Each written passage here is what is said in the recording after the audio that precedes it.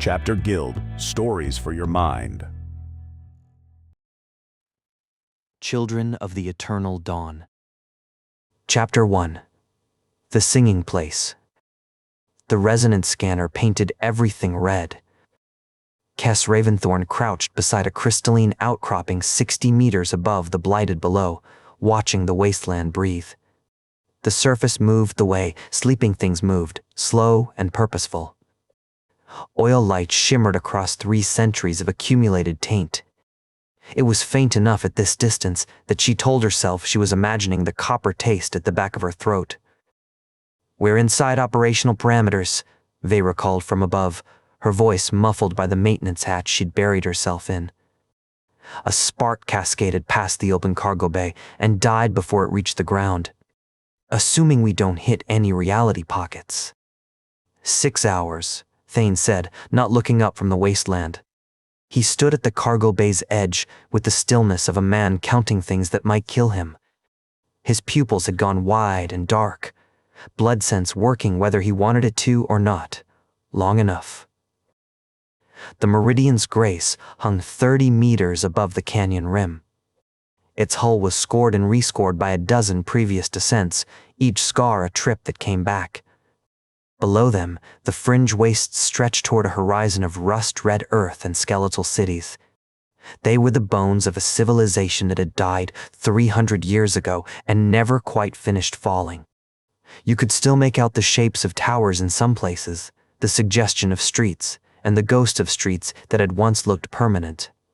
Kess folded her mapping sheet and pressed it into her pack. Her fingers found the transmission log on the way back out, as they always did, the metal worn soft as old leather from 5 years of reaching for it in the dark. She knew the message by heart, all 11 seconds of it, though she never played it anymore. She didn't need to. Jace's voice, pitched too casual for a man about to vanish. "Found something out here, Kess. It sings. I'll tell you the whole thing properly when you're standing next to me. I'll do all the voices, promise." And then the silence that came after. She had memorized that just as thoroughly. Memorizing silence had turned out to be easier than admitting what it meant.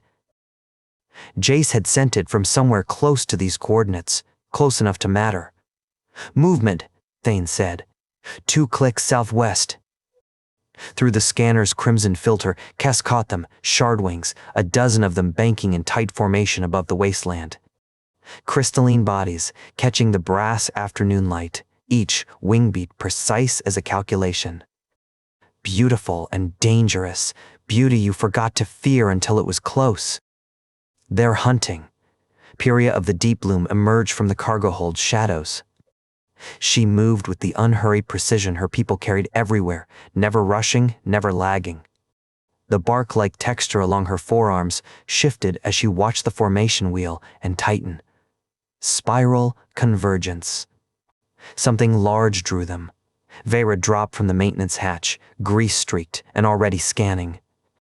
Her instrument swept the shardwings, swept the wasteland below them, and settled on a reading that made her go quiet.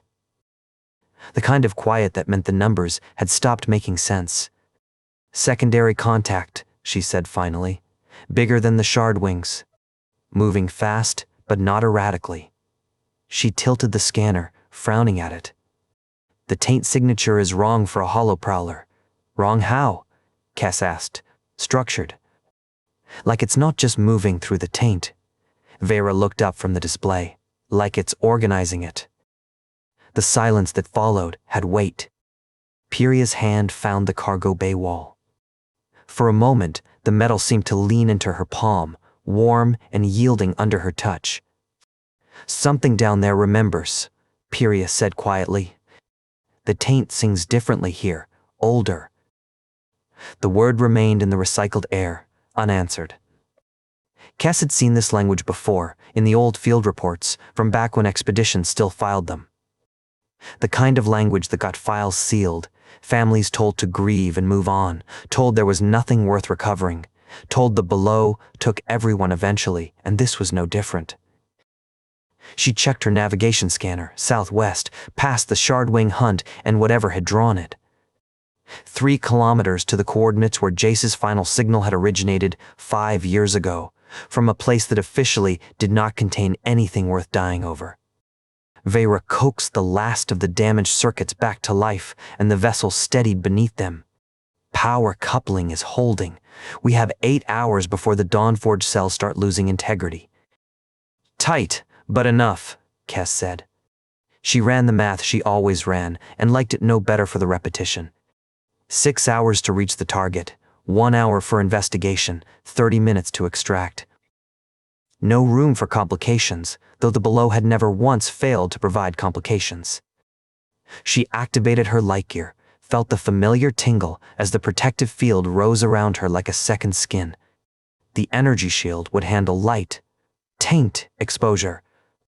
Out here, surrounded by 3 centuries of corruption, even the best protection was more suggestion than guarantee. The taste was already there at the back of her throat, copper and a sweetness beneath it. It almost reminded her of the wildflower honey sold in the upper markets on the Driftspires, the kind she could never afford. Descent protocol, she announced, shouldering her pack and checking her equipment with automatic thoroughness. Navigation scanner, mapping tools, emergency beacon, the Dawnforge fragment at her hip, charged and ready. I take point for navigation. Thane covers R6, Vera monitors environmental hazards, and Pyria watches for things the instruments won't catch.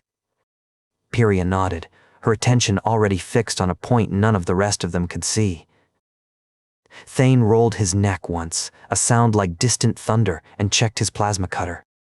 Vera muttered a complaint about the resonance dampeners and whether she'd packed enough. The question was clearly rhetorical, and she always packed enough of everything. The descent mechanism engaged. The Meridian's grace lowered them toward the Blighted Below with mechanical patience. The smell reached them before the ground did, ozone sharp enough to taste, copper they already knew, and underneath both an organic tang, strange and unplaceable. It made the skin on Kess's arms prick with a recognition she couldn't place. Their boots met the surface with a sound that was almost a word. The impact was wet and resonant, and it echoed longer than physics suggested it should. The sound stretched and doubled back on itself in the thin, taint-heavy air. The ground looked solid until you watched it long enough. Then you could see it move, a slow subterranean flow beneath the crystallized crust, the suggestion of breath, a vast, patient business conducted beneath their feet. The crust gave without warning under Vera's boot, a 6-inch collapse into something wet and dark, and it hissed where it touched air. She went down hard on one knee, already wrenching her leg back before the exposed taint could eat through her boot seal. Thane had her other arm before she finished the motion, hauling her back onto solid crust in one pull. The hole crystallized shut over itself in seconds. The only proof it had ever opened was the ragged black scorch on the toe of Vera's boot. That, and the way her hands kept shaking for the next 20 steps. They moved southwest in formation. Their footsteps raised small crystalline chimes where Taint had fused the sand into glass.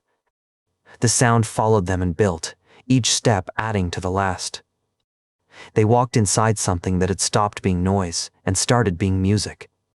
Kess navigated by modified compass and tried very hard not to find it beautiful. She failed, a little. "Contact ahead," Thane said. His voice dropped to the register he used when the answer to "how dangerous" might be Viri. 200 meters, single entity, large, moving with intention, not hunger. That last word mattered. Things in the Below that moved with hunger you ran from. Things that moved with intention you had to think about. "We could fall back," Thane said. "Report it. Come back with a survey team and better shielding." He didn't offer it as an option. He stated it like the correct answer because it was. I watched Voss call an intention, reading a false positive on the Ashgate run. We brought back what fit in a case, a third the size he was. And lose the window. Vera didn't look up from her scanner. Cell integrity buys us this pass. Next viable descent isn't for 6 weeks, assuming command approves another one at all. Not after 2 expeditions in this sector already came back empty or didn't come back. Kess didn't need the math explained to her twice. 6 weeks or never. Underneath that math was the plainer fact. Jace had already been gone 5 years, and 5 years and 6 weeks were the same shape of forever if she let them be. "We go forward," she said, and made herself say it like an order instead of a hope. "First sign of hostile intent, we disengage. If it isn't hostile," she didn't finish that sentence. She didn't have to. Thane held her gaze a beat longer than protocol required, weighing Voss's case against whatever he found in her face. Then he nodded once and fell back into position. Trusting her cost him. Asking it of him cost her, and she knew exactly what she was asking him to set aside. They crested a low rise and stopped thinking and just looked. The creature stood in a garden that had no right to exist. Root legs thick as old timber anchored it to the corrupted earth. Its weight settled into the ground, not like something standing on the surface, but like something grown from it. Its torso had become architectural. Branches reached outward in careful angles, structured rather than random. Impossible flowers grew from the crystallized ground around it, glass-petaled things that caught what light reached the wasteland floor. They bent it into colors that had no names in the catalogs Kess had memorized. Where its face should have been, a cluster of crystalline fruit pulsed with slow bioluminescent light. It was tending the flowers, moving from one to the next with patient attention, its transformed hands making small adjustments. "Holoprowler variant," Veyra said, scanner rising. "But the mutation pattern is stable," Pyria finished. There was a note in her voice that Kess had never heard there before. It sounded like relief. The creature turned toward them. The fruit cluster pulsed once, then twice. The voice that arrived did not travel through air. Seekers come to the singing place, and seekers follow the old paths. The garden grows for those who remember the first songs. It sounded like water finding its way across stone, and underneath it ran a cadence. Kess recognized, one that had nothing to do with the Below, the Taint, or 5 years of searching. It was the rhythm of bedtime stories, the cadence of someone who always did the voices and stayed until she fell asleep. The same someone had sent a transmission 5 years ago from coordinates she was standing 3 kilometers away from right now. It was her brother's voice, wearing a stranger's mouth. Beside her, Thane's hand hovered near his sidearm without moving to it. It was the exact pause of a soldier recalculating a threat he thought he understood. Pyria made a sound that wasn't quite a word. Relief and grief and what might have been recognition of her own tangled into one breath.